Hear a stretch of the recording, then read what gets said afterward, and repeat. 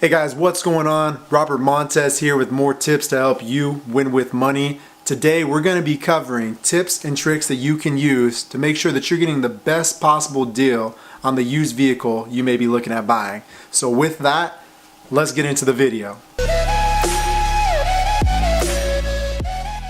So here you are. You have gone out there and decided, hey, it's time to start looking at getting a new car. But in this search, you've decided new might be a little too expensive. So you're looking at used, which is a great way to save money right off the bat. But we all have those fears of getting hosed and buying something that ends up being a limit and costing us thousands of dollars, or maybe just overpaying because buying a car is not something we do all the time. So recently, I went out and bought a new car. Here's what it looks like. I mean, I was really impressed with it, got a great deal, but I was a little bit nervous because as much as I deal with money, it's not like I'm out buying new cars all the time. So I started doing my research, started talking to a ton of people, and I figured out a really good way to make sure that I was getting a great deal on this. So I want to just walk you through kind of what that looked like. So right off the bat, let's say you've gone out there and you've identified a car that you feel is going to be good. Before you even get there, I would say make sure you've identified what your budget is going to be. And anything over that, just walk away from it. Just don't do it because you'll end up spending more than you want to. But let's say you've set your budget and now you've found a vehicle that you feel could be a good fit. The first thing you're going to want to do, go out and take a look at it. Maybe stop in on a Sunday when the dealership's closed where you can actually look at the vehicle where no one's trying to bother you or any of that good stuff. Take a look at it. If you like it, great. You can come back the next day when the dealership is open. You're going to get a sales rep who's going to walk up and let them know, hey, I'm interested in XYZ vehicle. From there, they're going to ask you, hey, let's go out and let's take a test drive. And that's a great idea. I would suggest that. Go ahead and take the test drive. Figure if you really do like the vehicle, because everything else we're going to talk to is going to take time. You don't want to spend a bunch of time and effort on making sure you're getting a great deal only to drive the car and realize you hate it. So go take the test drive. Now, while you're taking the test drive and you're feeling out the car to see if you like it, talk to the rep. Ask them how long it's been on the lot. If it's a new car, if it's been sitting there for a while, it's going to help you figure out price points. Figure out the features, the benefits. Let them build it up. And then what you're going to want to do is say, hey, look, man, what are you guys selling it for? He's going to be like, oh, we're selling it for $20,000. At this point in time, I would say, look, man, I know that you guys deserve to get paid what you're doing, and your dealership deserves to make money while you're doing this. But what do you think the car would really move for? Like 20 is what you're asking. If we were to get competitive, and I'm not saying you're not getting paid, I'm not saying your dealership's not making any money, but where all of us walk away, it's a fair deal for everyone. What do you think we can move it for? And he's gonna be like, we could probably push and get 18, maybe 18.5. All right, somewhere there. And so now you kind of have an idea of really what the dealership will probably get, will probably let it go for. As you get back and you're done with the test drive, let the rep know if you're interested. Hey, I am interested. I'm going to do a little bit more research. Would you mind providing me with a Carfax report and also making sure that I have the VIN number? If the Carfax, if they give it to you, the VIN number is going to be on that. If they don't have the Carfax, make sure you're getting the VIN number. Also, you're going to want to ask him for a list of all the features and benefits that are included in the car. So this is going to kind of be like all the bells and whistles. With that information, give him a time frame. Hey, I'm going to do some research. I'm going to get back to you in 3 days, and I'll let you know if I want to move forward. All right? Or you can feel free to follow up with me, and I would let him know. From there, you're going to want to go home. Now with that data that you've collected, you can start figuring out what is this car really worth. So you can go out. There's a couple different sites. Obviously, you've probably heard of Kelley Blue Book, Edmunds, NADA, and there's Carfax. There's lots of others, but those are probably the four that are going to be the most popular. The ones I found the most value in were Edmunds and Carfax. Kelley Blue Book consistently showed me values that were a little bit low, and NADA, just their website, I was not impressed with it. It was kind of hard to use. But what was cool about Edmunds is that it allowed me to go really in detail, and it was funny because after I looked back, what they showed me the car was worth was actually right at what I paid. Okay, so it's pretty cool that it gave me accurate information.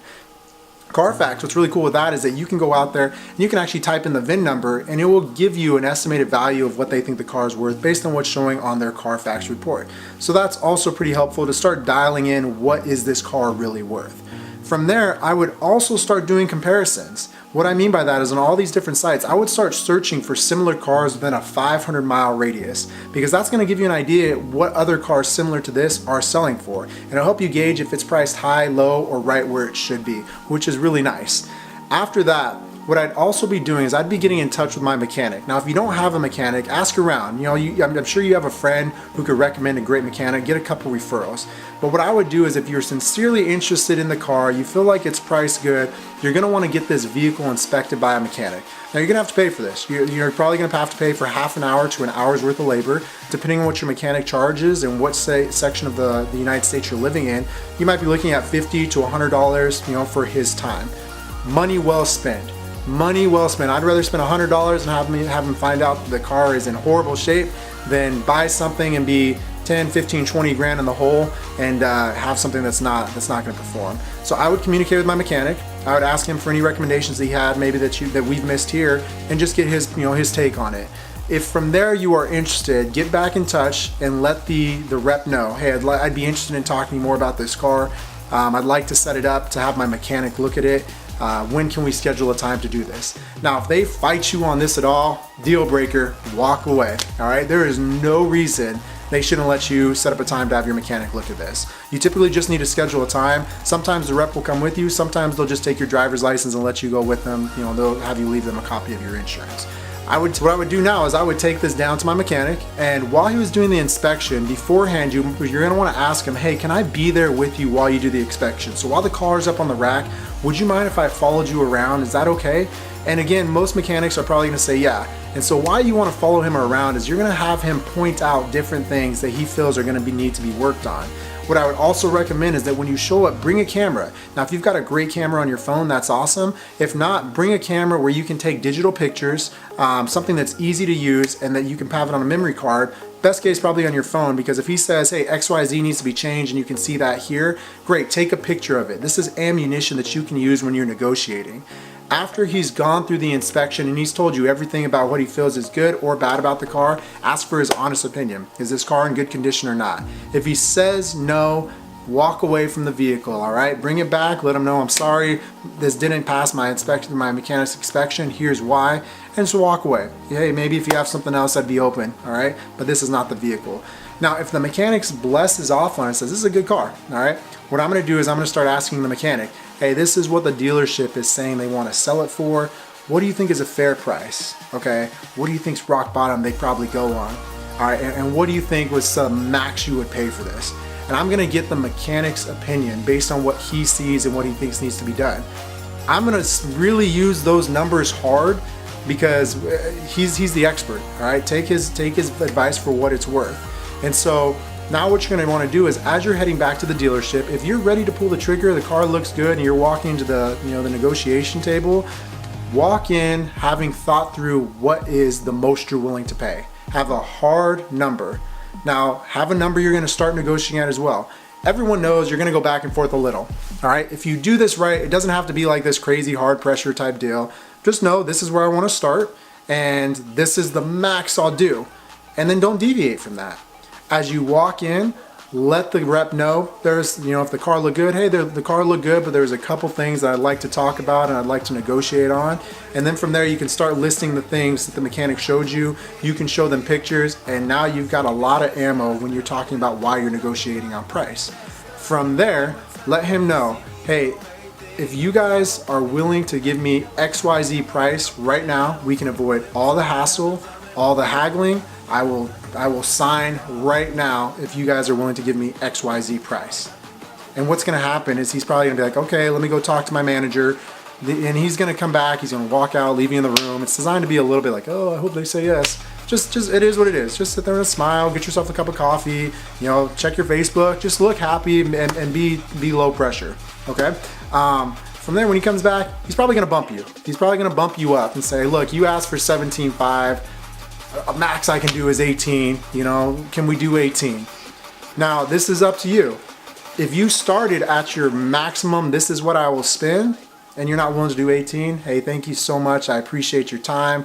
I don't think this is the vehicle for us at this point. If it doesn't sell in the next month or so and we're still in the market, feel free to give us a call, but at this point, I'm just gonna have to say no. Thank you so much. Be willing to walk away. Okay. Now, if you started at 17.5, but 18.5 is still a good price, then he comes back saying, come on, man, give me 18. Can you give me 18? Sit there and be like, all right, I'll give you 18. And boom, you got yourself a deal. Okay. Now, as they're going through the last section, which is the financing section, what they're going to be doing is they're going to have different lenders that they already use. Now, if you really want to be slick, I would have gone out already and checked with a couple different lenders of what they would give you or approve you up to and their rates. Just so worst case scenario, if they come back and say, oh, best we could do is 5%, you know? Well, if you've already gone out and done your report, you know, maybe you've pulled your credit, you can go out and then get a free credit report through Mint. All right, if you sign up for mint.com, it's a free service. You can also use Credit Karma, and you can get a free credit score. So you should know where you're at. And then if you've also gotten pre-approved, maybe at your local bank, or you've called around to a couple different places, if they're not offering you something that fits with what you're trying to do on the financing, you can be like, hey, I actually already have financing set up at XYZ location. You don't have to have this. Just know they're in the business of trying to get the loan as well, and they typically should have some pretty good lending partners that will be able to get you decent rates. With that, all you need to know now is how much money do you plan on putting down? Now again, you can have already done your homework on this to figure out what your payments are going to be based on how much money you're putting down. So you should already have an idea of what you're doing. I would walk in knowing how much I wanted to put down up front, just so that I'm not sitting there now having to make $1,000 or a couple $1,000 decision on the spot. So if you have that figured out, you should have a decent idea of what your payments are going to be, and also how you're going to accelerate that, because we don't want to take 5 years to pay off a car. All right, let's get it knocked out in a year or so. And then the last thing that I would recommend is that make sure as you're going through this process, you call in your auto insurance. If you're buying a new car and you're upgrading, your auto insurance is going to go up, probably 50 to maybe 80 bucks. So you need to make sure that you've included that in your budget, because the last thing you want to do is go out and buy this new car only to find out that your auto insurance went up 80 bucks a month and now you can't afford it. But if 80 bucks is going to make or break you one way or the other, maybe the car you're looking at is too expensive. So that is exactly the process you want to walk through to make sure that you're getting the best deal on your car. If there's anything I've missed, maybe you're a car buying expert and you do this for a living, let me know in the comments. Haters, let me know what I'm doing wrong. Maybe I missed it. This is just my personal experience and what I found worked for me. I hope this has been helpful, and if you do have any other questions, feel free to shoot me an email. My email is going to be in the comments below. I appreciate you guys watching, and if you like the content, please feel free to subscribe. Every single week we're posting 1 to 2 videos on winning with money, improving, and just doing the best you possibly can to get your money working for you. So hey guys, have a great day. I'll catch you guys later. Talk to you soon.